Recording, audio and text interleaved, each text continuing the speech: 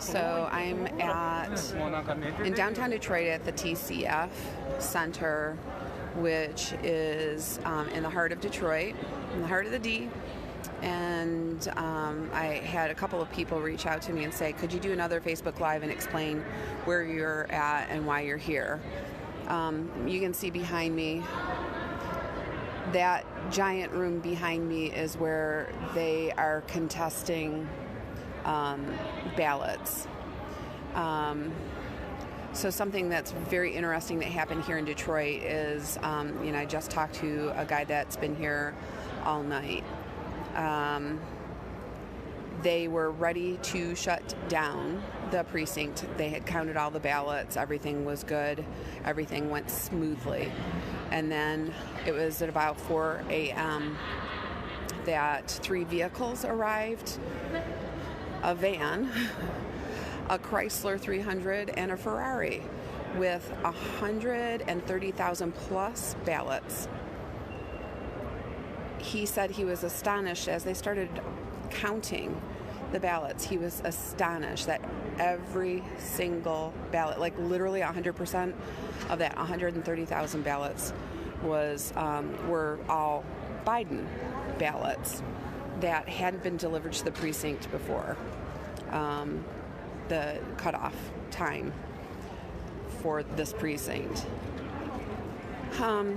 So obviously there's, that's just a big irregularity, something that points to large-scale voter fraud, and it literally is being contested by the President of the United States in a lawsuit right now for the state of Michigan. We literally have people that watched it happen. I talked to people that are here. They're like, what? 130,000 ballots that haven't been verified, that are just being taken in. We have poll challengers that have been barred from being able to go into this room to challenge ballots. We've had GOP members removed from the room. You're allowed to have a certain number depending on the number of precincts. I think it's 134 precincts that we have in Michigan, or excuse me, not in Michigan, in this particular county, Wayne County, Michigan. And we probably have maybe 50 to 60 representatives that have been allowed to go in to challenge. Mind you, according to federal law, for each precinct, there is to be one Democrat, one Republican to challenge. That hasn't been allowed in 24, well, actually since this morning, since about 5 a.m. this morning when those 130 ballots were dropped off. We then had the situation where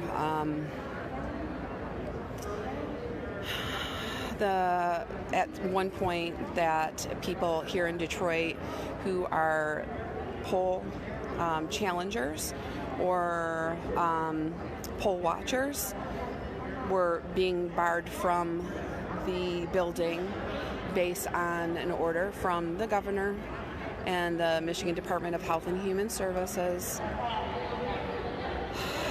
saying that capacity limits had been met. Now, mind you, that room had capacity limits. We didn't have the number of people that we were allowed to by law that we were supposed to have in the room.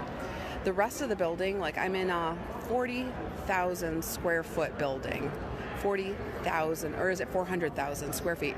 Very, very, very big. Cobo, it's the old Cobo Arena. And we're spread out all over. I can run down the hall naked. I'm not going to do that, don't worry. But I could and not be seen by anybody. I could pick a hall. That's how not populated it is. So that we have the Michigan Department of Health and Human Services treating this like it's any regular day, not a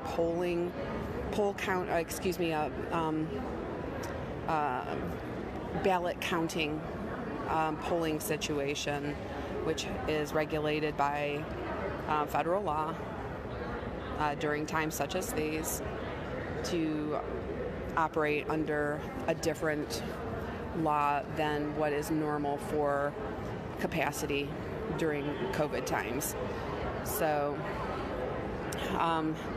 in addition, we know, like we've seen, we've heard, that poll workers, the poll contesters are being harassed and intimidated. The ACLU was allowed in to the room and to interfere with somebody from the GOP to challenge a poll. And I'm like, why does the ACLU get to have representation, but nonpartisan and Republicans are being barred from not only entering the challenge room, but also the building? At one point, I left the building